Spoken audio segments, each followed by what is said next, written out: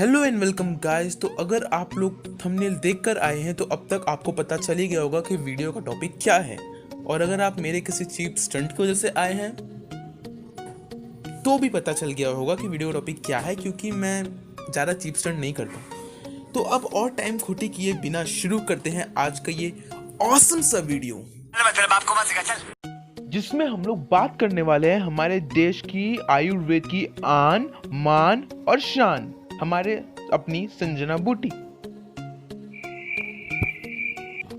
चलो ठीक है, जोक्स असाइड, हमारे प्यारे संजीवनी बूटी के बारे में।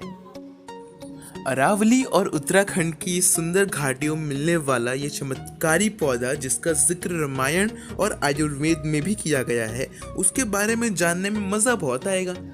और अगर आप मेरी तरह एक टिपिकल इंडियन फैमिली में रहते हो तो आपको याद ही होगा कि विनोद और कैरी का बदला ये सबसे पहले जो सबसे ज़्यादा ट्रेंड किया था वो और कुछ नहीं बल्कि रामायण था।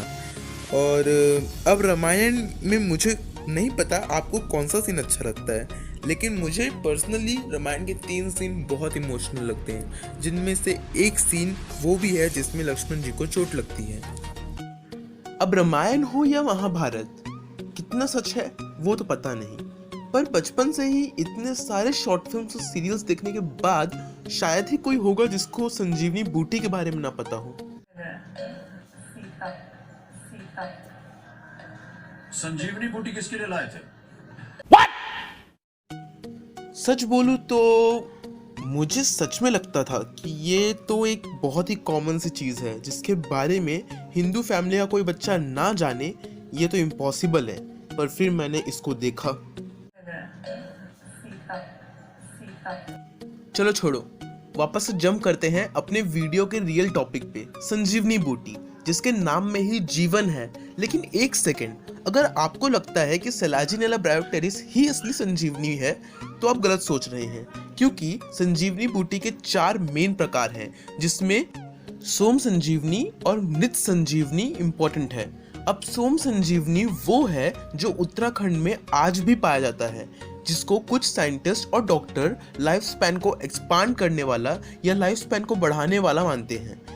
और मृत संजीवनी, जिसके बारे में हमने सबसे ज़्यादा सुना है, हाँ भाई वही लक्ष्मण जी वाला, पर वो सच में एग्जिस्ट करती है या नहीं वो तो पता नहीं। हो सकता है कि वो एक्सटिंक्ट हो गया हो, या हो सकता है कि एवोल्यूशन और नेचुरल सिलेक्शन की वजह से अपने कुछ यूजफुल प्रॉपर्टीज को खो दी हो।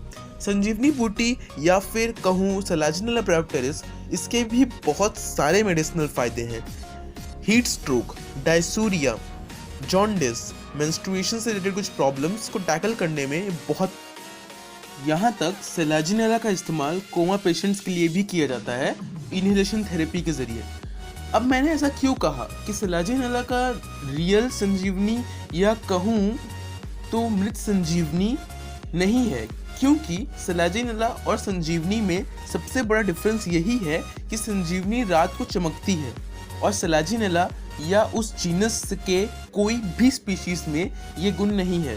हाँ, 100% पॉसिबल है कि इतने सालों में उसने इस प्रॉपर्टी को खो दिया हो। अब क्या सच है और क्या झूठ, ये तो पता नहीं।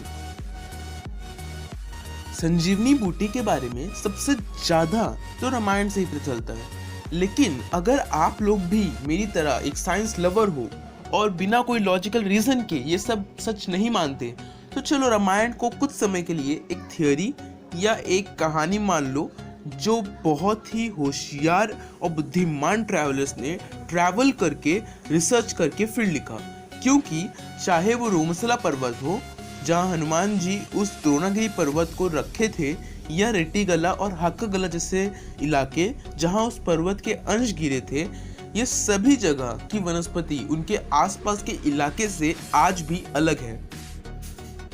और यहाँ पाई जाने वाली जड़ी बूटी भी वहाँ के लोकल जड़ी बूटी से अलग है। इसका मतलब साफ है कि रामायण लिखने वाले सच में बहुत ही नॉलेजेबल लोग थे, क्योंकि उन्हें इंडिया के ज्योग्राफी के बारे में बहुत ही अच्छे से पता था, जिसकी वजह से वो एग्जैक्ट लोकेशन बता दिए कहाँ संजीवनी मिलती है, या फिर वो जगह जो अपने सराउंडिंग से डिफरेंट है उसे उन ऋषियों ने द्रोणागिरी पर्वत के गिरे हुए हिस्से बता दिए।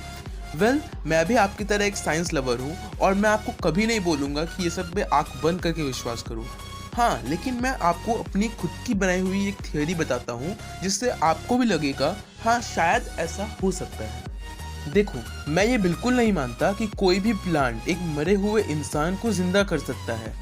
हाँ, लेकिन एक चीज़ है जो पॉसिबल है, वो ये है कि लक्ष्मण जी का जो कैरेक्टर है वो कोमा में चला गया हो कोई स्पाइनल इंजरी की वजह से। वेल, इंद्रजीत की शक्तिबान ने अगर वो स्पाइनल इंजरी दी है और उसके वजह से लक्ष्मण जी कोमा में गए हैं, तो अब तो साइंटिस्ट और डॉक्टर्स भी मानते हैं कि सैलाजिनेला कोमा पेशेंट्स के लिए यूज होता है। अब संजीवनी बूटी में कुछ तो राज जरूर है, लेकिन अभी इसे समझना शायद आज की टेक्नोलॉजी के लिए मुश्किल है। वेल, आजकल फॉरेन में संजीवनी ने अपना अलग ही क्रेज मचाया है। ठीक है गाइस, अगर आपको वीडियो अच्छा लगा हो तो लाइक करना, और हमारे चैनल में ऐसे ही वीडियोस होते हैं जो हिस्ट्री और साइंस को कंबाइन कर देते हैं, तो ज़रूर देखिए हमारे और भी वीडियोस अगर आपको इंटरेस्टिंग लगा हो तो। Till then, good bye.